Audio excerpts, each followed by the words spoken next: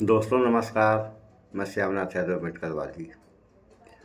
अब एक पोस्ट दिखाएंगे आप लोगों को। इसका लेख कुछ ऐसा है कि ये जो संगठन आरएसएस है, इस देश में तो है ही है और देशों में भी है। तो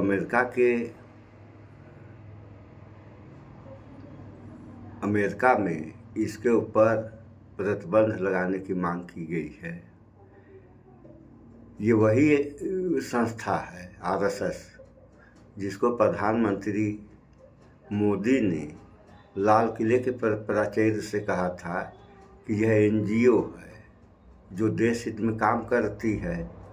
अगर यह एनजीओ है और देश हित में काम करती है तो अमेरिका में इसके ऊपर प्रतिबंध लगाने की बात क्यों चल रही है या कही गई। तो थोड़ा सा आप लोग इस वीडियो को देख लें पोस्ट को। उसके बाद दो पोस्ट दिखाएंगे, थोड़ा थोड़ा समाचार भी दिखाएंगे आप लोगों को दो।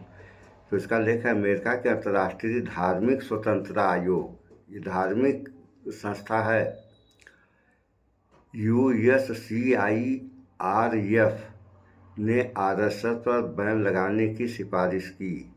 आयोग ने कहा इसकी वजह से असहमत रखने वाले लोग भय में जी रहे हैं। आयोग का कहना है कि इसकी वजह से असहमति रखने वाले लोग भय में जी रहे हैं। भय आप लोग जानते ही हैं, डर। देखें पोस्ट आप लोग। ये वह संस्था है जिसे प्रधानमंत्री ने एनजीओ कहा था। अब इस पे ये पोस्ट और दिखा रहे हैं कि अमेरिका की सरकारी संस्था ने आरएसएस पर प्रतिबंध लगाने की सिफारिश की है। ये भी देख लें आप लोग, देखिए ये है। और आरएसएस के बारे में जहाँ तक हम जानते हैं वहीं तक बताएंगे।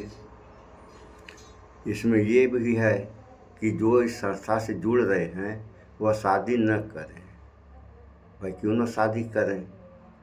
अब शादी करने वालों का क्या हाल है ये तो आप लोग भली भांति देख ही रहे हैं। और जिन लोगों की शादियां नहीं होंगी उन लोगों का क्या हाल होगा यह भी आप लोग देख रहे हैं। कहीं इसी कारण बस तो जो है अमेरिका में जो एपस्टीन फाइल खुली है इसी का नतीजा तो नहीं है।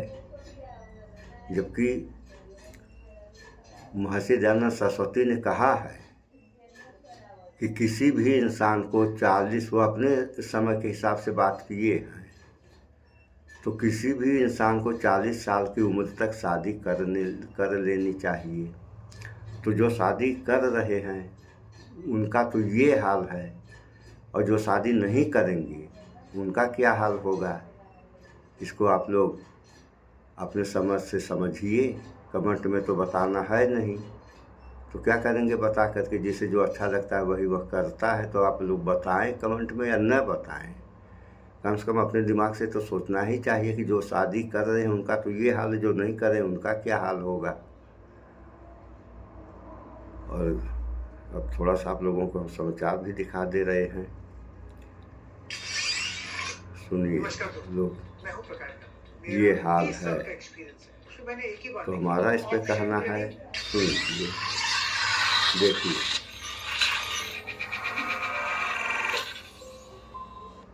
नमस्कार, आप देख रहे हैं एनएमएफ न्यूज। आपके साथ मैं हूं नमता चौधरी। आरएसएस पर बैन लगे, ये मांग उठी है अमेरिका से। अमेरिकी संगठन है जिन्होंने अमेरिकी सरकार से कहा है, बाकायदा सिफारिश की है और कहा है कि आप टारगेटेड सैंक्शंस लगाइए आरएसएस पर।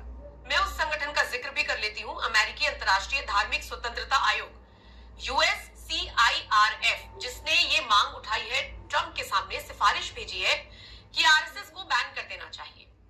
आज इसी मुद्दे पर बात होगी, समझने की कोशिश होगी कि ये मांग क्यों उठाई गई है। मेरे साथ मेरे वरिष्ठ सहयोगी पंकज प्रसून जुड़े हुए हैं। तो सुन लिया आप लोगों ने। भारत में अब दूसरा भी थोड़ा सा सुना दे रहे हैं, ये भी आप लोग सुन लें। ये कैसी संस्था है जिसके ऊपर मांग उठ गई बैन करने की। तो ये भी थोड़ा सा आप लोग एक और समाचार देख लें।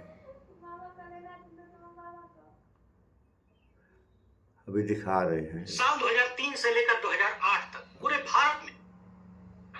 भारत में जितने भी बम धमाके हुए वो सब आरएसएस और विश्व हिंदू परिषद के लोगों ने किया। ये बात मेरी नहीं है, बल्कि ये कहना है यशवंत सिंधे का, जिसने 25 साल तक ऐसे ही हिंदुत्ववादी संगठनों के भीतर काम किया, ऐसे संगठनों को मजबूत किया। जी हाँ, यशवंत सिंधे का दावा है कि 2003 से लेकर 8 तक पूरे भारत में जितने भी बम ब्लास्ट हुए, लोगों की मौत हुई, सब कुछ बर्बाद हुआ, सांप्रदायिकता फैली, इन सब के पीछे राष्ट्रीय स्वयंसेवक संघ और विश्व हिंदू परिषद था। निशाना था मुसलमानों के खिलाफ दंगे करवाना, माहौल बनाना और भाजपा को चुनावी जीत दिलाना। बम ब्लास्ट की साजिश से लेकर बम बनाने तक गजब गजब के आरोप इस व्यक्ति ने उन संगठनों पर लगाया है, जिन संगठनों के लोग पिछले 11.5 साल से मुल्क की सत्ता पर काबिज हैं। आज भारतीय जनता पार्टी के लोग जब दावा करते हैं कि देश के भीतर कहीं बम ब्लास्ट नहीं हो रहा है, तो काउंटर होता है कि जो लोग ये करते थे, करवाते थे, उनको सत्ता मिल गई, उनका सपना पूरा हो गया, तो ब्लास्ट काहे होगा। ये बात यशवंत सिंधे के आरोपों से बिल्कुल मैच करती है। ध्यान रखिएगा, हाल ही में बॉम्बे हाईकोर्ट ने बम ब्लास्ट के ढेर सारे आरोपियों को बरी कर दिया। इस वीडियो को आखिर तक देखिए। यशवंत सिंधे नाम के हिंदुत्ववादी व्यक्ति ने जो खुलासे किए हैं, आरोप लगाए हैं, उससे ज्यादा गंभीर कुछ हो नहीं सकता। और हाँ, ये व्यक्ति ये भी कह रहा है कि आरएसएस का निर्माण किसी और लक्ष्य के लिए किया गया था, मगर अब ये संगठन और इनके लोग अपने ही मुल्क को बर्बाद करने में लग गए हैं। मुझे ये सब कुछ देखा नहीं गया। इन संगठनों के बड़े बड़े नेता बम धमाकों में शामिल हैं। पूरी कहानी पर विस्तार से चर्चा करेंगे। एक एक शब्द को ध्यान से सुनिएगा, क्योंकि मोदी सत्ता से लेकर उनकी जांच एजेंसियां, आरएसएस, बीजेपी के साथ साथ न्यायपालिका का जैसा कॉकटेल नजर आ रहा है, वो अपने आप में बहुत ही चिंताजनक है, खतरनाक है। जो लोग दिन रात दूसरों को देशभक्ति का सर्टिफिकेट बांटते हैं, उनके ऊपर उन्हीं के लोग देशद्रोह का ठप्पा लगा रहे हैं। आगे बढ़ने से पहले आप सभी से एक छोटी सी अपील है। पहली बार है सुनिए आप लोगों ने, ये आरएसएस है और इसमें मांग उठी है अमेरिका में, तो अमेरिका में मांग उठी है तो अमेरिका में जो आरएसएस संगठन है उस पर रोक, अमेरिका में रोक लगेगी। विश्वगुरु भारत या डिजिटल इंडिया में तो रोक लगेगी नहीं।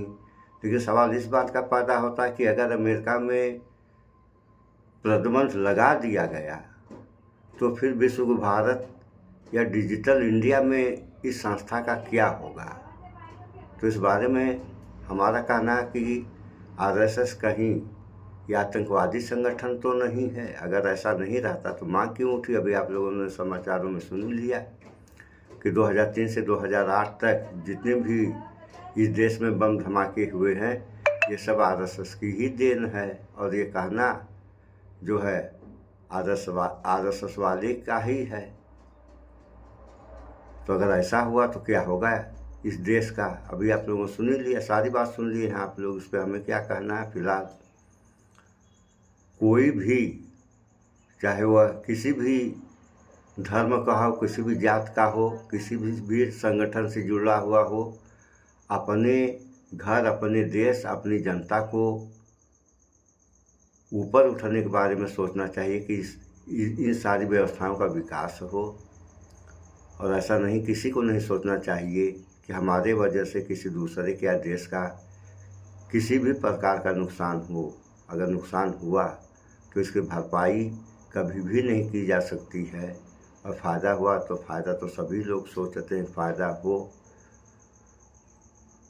आगे जो है ईद का त्यौहार है, आप लोग भाईचारा बना करके रहें। अपने भी जैसे अपने त्यौहार मनाते हैं, इसी तरीके से अन्य धर्म वालों को भी त्यौहार मनाने दें, उनकी खुशियों में शामिल हों।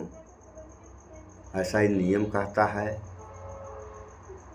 शेष आप लोग खुद भी समझदार हैं, भाईचारा बना कर रहें। इस वीडियो में इतना ही। स्वच्छता अपनाएं, शुद्ध खाएं, स्वस्थ रहें, शिक्षित बने। जय विज्ञान, जय संविधान। नमस्कार।